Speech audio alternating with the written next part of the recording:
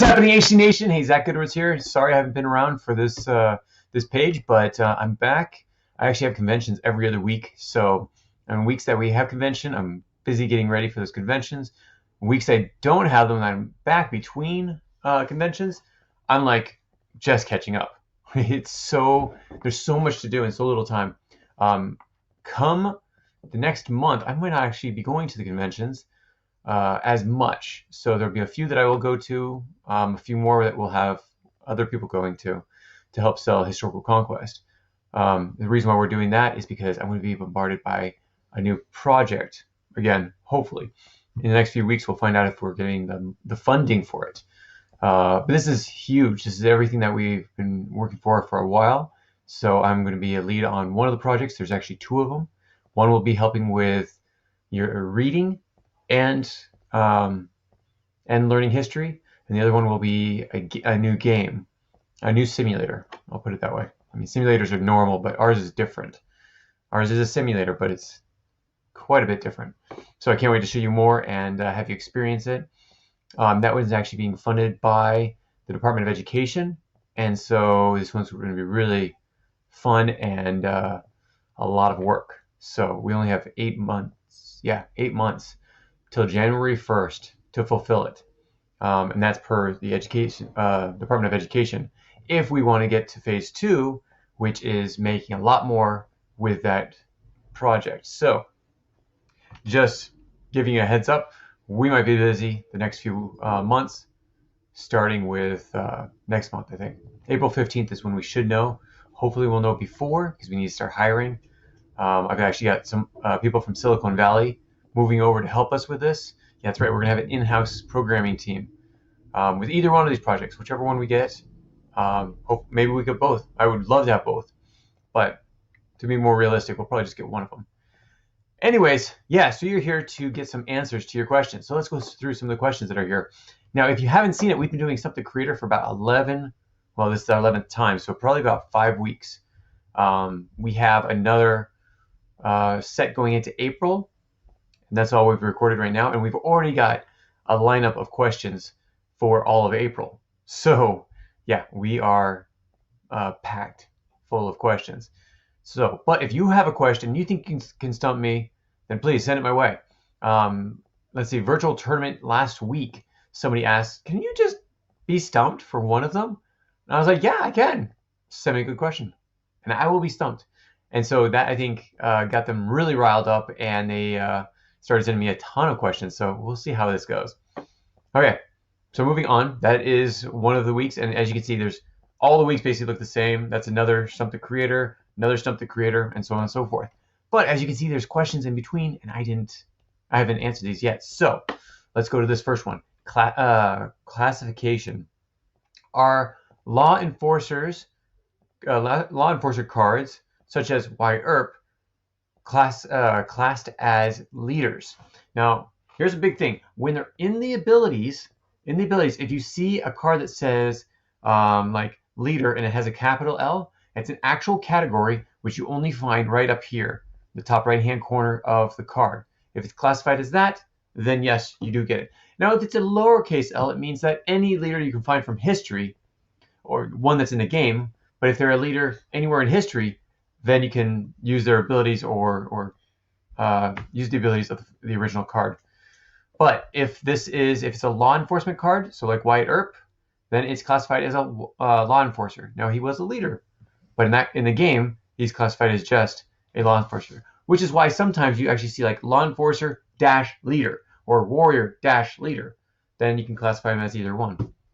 Okay, hope that helps. Moving on to the next one. Okay, how many cards? In the rules, I quote, each starter deck contains 6 different land cards, one from each continent, but players can add an unlimited number of land cards. So I could have 42 different lands in my deck.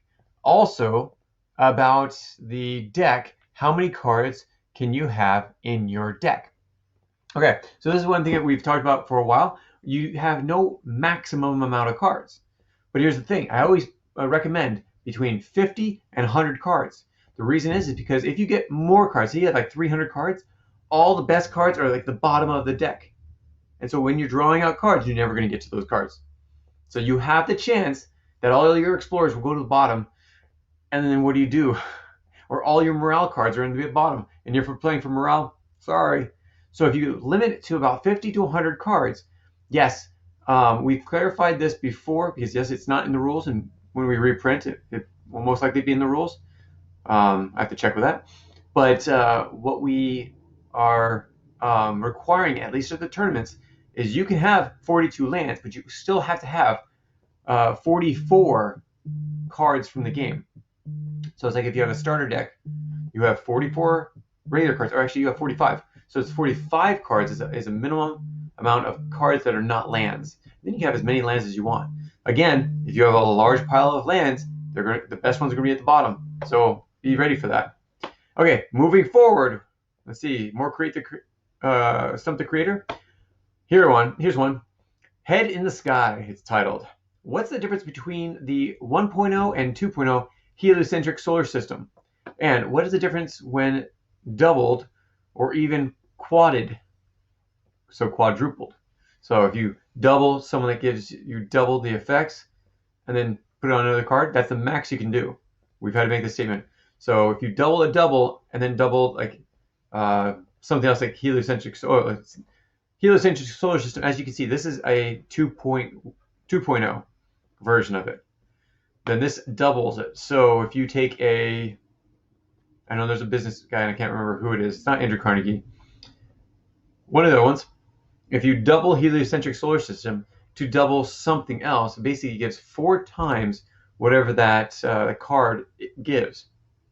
So here it says, what is the difference between 2.0 and 1.0? Man, I didn't bring the cards out. So I'm going to bring up the actual card itself. And again, I don't look at these cards before I start. So I don't know, or these emails. So I don't know what they're going to say. So I'm actually bringing up the 2.0 and the 1.0 cards. And I'm going to bring them out here so you can see them, hopefully. I don't know if it's going to move into the place. But right now you can see 2.0. So let's bring in a 1.0. So I'm going down to knowledge cards. Yes, I have an encyclopedia of all things historical conquest, a binder just full of cards, but I also have them digitalized. And so I'm going to go to the 1.0 version. I'm going to go to, I don't know which deck. I'm going to go into our JPEGs, heliocentric solar system. Hopefully you'll be able to see this when I pull this into this land. Okay, so as you can see, this one says choice with this knowledge, double one of the followings. All your knowledge, excluding this card, technology, document cards, and abilities. And that's this new one. We had to put that little part, excluding this card, because people were doubling this card. So, you can't do that. You can't just, that's an ultimate double. And this one, it says, with this knowledge, double your knowledge, technology, and document cards abilities. Now, if you have this card, you need to know the rule that it has to be excluding this card. You cannot double this card. You cannot double the same card as you're playing. Also, you can use it constantly. Means you don't have to, like if you use a knowledge card, or technology card, or documents card, it just doesn't last one turn or one round. You can use it until that card goes away. So if your opponent has it and they put it away, that means you lose the ability to use that card. So, okay, that's the difference between those two cards. I don't know if it actually shows it there, but that's what it says. Okay, moving on to the next one. It's actually right here, right? Nope. I already answered that one. I answered this one.